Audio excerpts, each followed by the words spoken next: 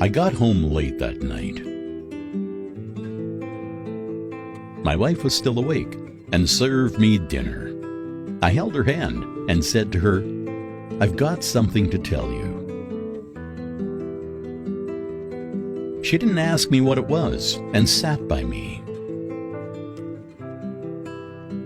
We both ate, and I noticed she was already too sad to hear something from me. Finally, I broke the silence.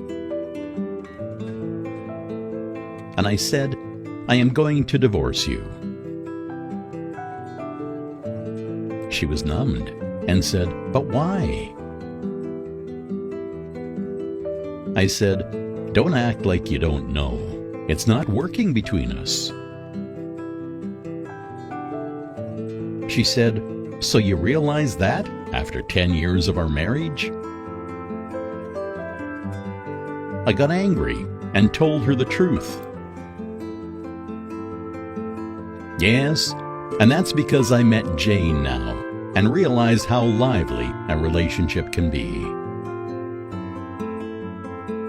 She kept quiet, and I went to my room.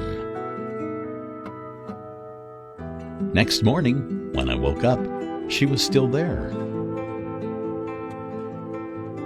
She came to me and said, "I am ready for the divorce. But before that, you have to agree upon a few conditions."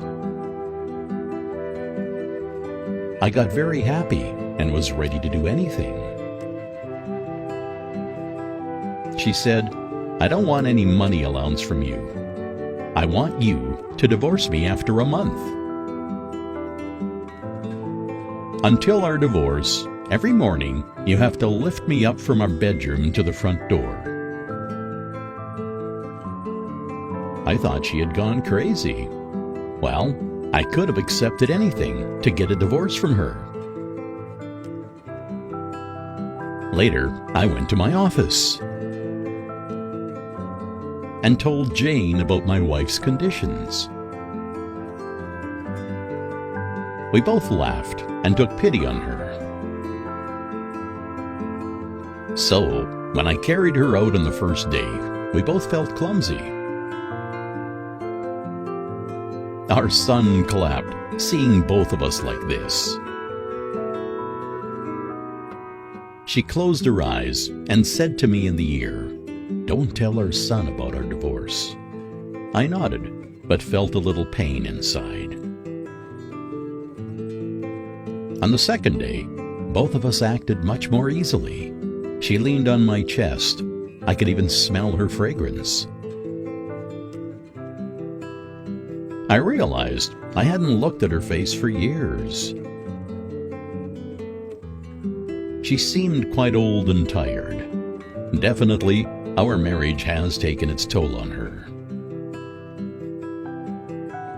On the fourth day, I realized what I had done to this beautiful woman who had spent 10 years of her life loving me. On the fifth day, I felt a sense of intimacy returning between us. Later, I realized that she had grown so thin and weaker. The last day, when I picked her up, I could hardly move a step. That day, I jumped out of the car swiftly and walked upstairs. I went to Jane and said, "Sorry, Jane, I do not want the divorce anymore." I realized in these days that my marriage life was boring, probably because I did not value the little details of my life. I did not love her anymore.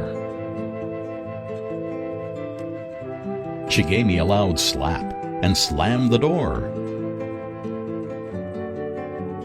I rushed home and picked up a bouquet of flowers on my way for my sweet wife. I ran upstairs, only to find my wife in bed, dead. My wife had been fighting cancer for months, and I was so busy with Jane to notice. She knew that she would die soon. so she wanted that our son had a positive impression on our marriage life. The small details of your life is what really matters to keep a relationship going.